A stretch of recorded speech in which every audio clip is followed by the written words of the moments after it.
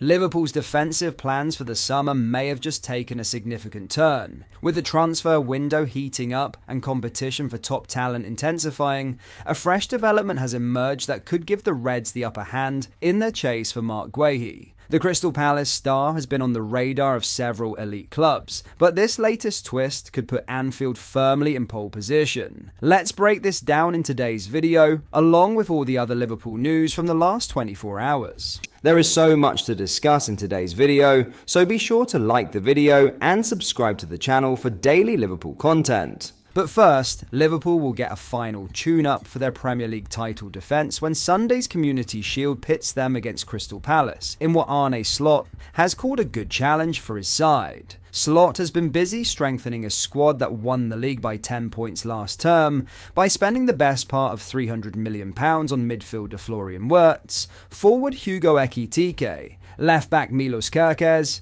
right-back Jeremy Frimpong and goalkeeper Georgi Mamardashvili, with more incomings possible. After a pre-season campaign in which they have faced Preston, Stoke, AC Milan, Yokohama, F Marinos and Athletic Bilbao, Sunday's trip to Wembley will be their first meeting with Premier League opposition since Palace held Slot's men to a 1-1 draw on the final day of last season. "It is nice if you can start the season with a chance of winning something," Slot said. "Normally you have to play numerous games before you can win something. If it's the League Cup, FA Cup, let alone the Premier League or Champions League, normally you win something in the end of the season. Now we have a chance to win something in the beginning of the season. Unfortunately, we face a very good Crystal Palace that have been very difficult to win against for us because we played 1-1 against them in the last game of the season. They showed in the last final, and even in the semi-final by the way as well, how difficult it is to win a one-off game against them. I think most of the players that they have are still there, so even more reason to know what a difficult team it is to play against." Now, in a huge Marc Guehi transfer boost, Crystal Palace manager Oliver Glasner has accepted that Marc Guehi's future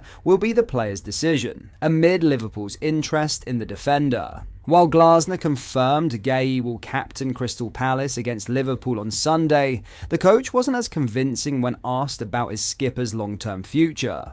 With the 25-year-old's contract expiring next summer, the same point at which Glasner's current deal runs out, the manager said, "Marc and me, we have the same fate. I can't speak, you have to ask Marc. At the end, it's always the player's decision. Marc decides about his future. Of course, everybody wants Marc to sign a new contract. It will be his decision. Everybody wants to keep this squad together as it did so well. I don't know how often this happens here at Palace. We never know what will happen in this sometimes crazy transfer market. Liverpool are widely credited with targeting the England international. However, with no official bid reported, it appears Palace are attempting to hold out for a price higher than Liverpool are currently offering.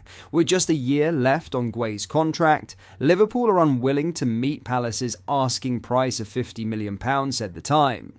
Meanwhile, the report also states Newcastle are interested, but they too are not planning to pay £50 million for Guehi's services. For the moment, the clubs are at a stalemate. Palace know that Liverpool, having sold Jarell Quansah, are short of centre-backs, while the Reds know Palace risk losing Guehi for free next summer. In terms of other defenders linked to Liverpool, Parma defender Giovanni Leone is the most notable of the three mentioned to have been scouted by the Mail's Lewis Steele.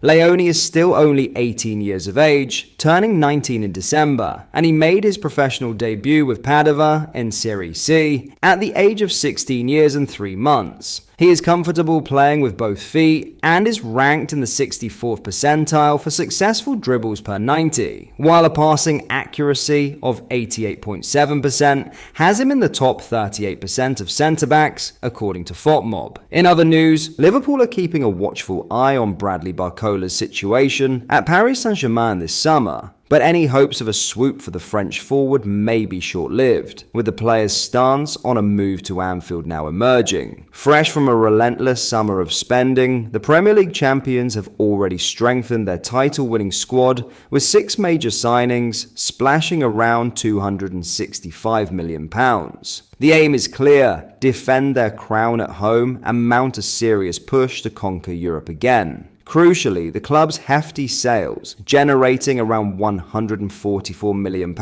with Darwin Núñez also close to an exit, have kept the transfer kitty healthy enough for more big-name arrivals. Their marquee ambition for the closing weeks of the window: Newcastle United's Alexander Isak. Landing the Swedish striker would smash the British transfer record for the second time this summer. But with Newcastle showing no signs of softening and determined to make Isak see out the 3 years left on his deal at St James's Park, Liverpool have been forced to keep contingency plans in motion. One name firmly on that list is Bradley Barcola. Reports earlier this week confirmed Liverpool's admiration for the 22-year-old PSG star, with Fabrizio Romano even describing him as a dream target for Arne Slot. Belgian journalist Sacha Tavolieri went as far as claiming the Reds were ready to make a concrete offer. Sky Germany's Florian Plettenberg has since backed up the interest, stating Liverpool do have the budget to meet the £104 million valuation, but stressed that Isak remains the clear priority. Writing on X, Plettenberg said, "Liverpool are closely monitoring the situation of Bradley Barcola. However, there have been no offers or advanced talks with the player's camp at this stage. Alexander Isak remains the priority target. Should that move fall through, the club would have the budget available for a high-profile winger like Barcola."